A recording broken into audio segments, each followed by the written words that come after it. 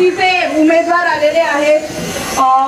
किरण दादा किनी आहेत, हरेश्वर पाटील भाऊ आहेत, सप्तमीताई डांबळे आहेत, अपर्णाताई पाटील आहेत आणि त्याचबरोबर महायुती सोबत जोडलेले सर्व पदाधिकारी, युवा सैनिक, पुरुष पदाधिकारी आणि समर्थनार्थ उतरलेले आमचे कुटुंबीय.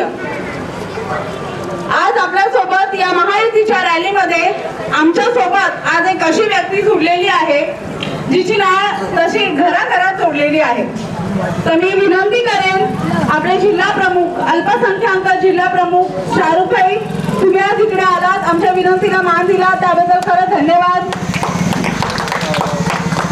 आज तुम्ही इकडे येऊन आमच्या या उमेदवारांचा उत्साह वाढवावा. त्याचबरोबर 15 तारखेला जे मतदान होणार आहे तो मतदानाचा हक्क प्रत्येकाने बजावा. लोकशाहीचा आपल्याला अधिकार दिलेला आहे, तो अधिकार आपण तिकडे महायुतीला विजय करून इथे आपण परत येऊ, तो गुलाल उडवायला येऊ. बरोबर की नाही?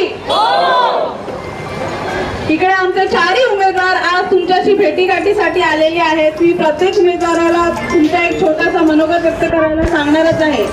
त्याचबरोबर इथे माझे पत्रकार बंधू सुद्धा आलेले आहेत.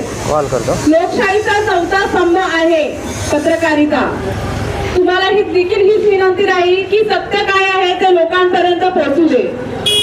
जनता त्रासलेली आहे, कंटाळलेली आहे. बरोबर ना भाई?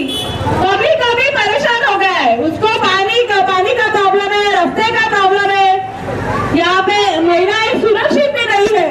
तो ये अभी रुकना चाहिए, हे आता कुठेतरी थांबलं पाहिजे. त्यासाठी इसीलिए हम आज यहाँ पे आपसे बातचीत करने के लिए आए हैं.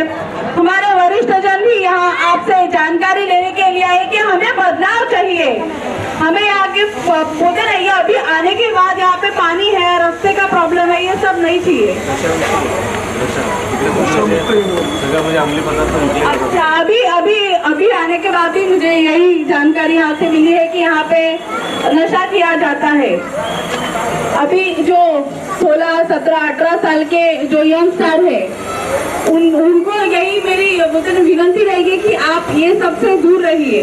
और हमारी सत्ता आने के बाद में मैं इतना तो कह सकती हूँ, ये सब हम लोग बंद करेंगे, घर में घुस के बंद करेंगे, इतना तो मैं बोल सकती हूँ.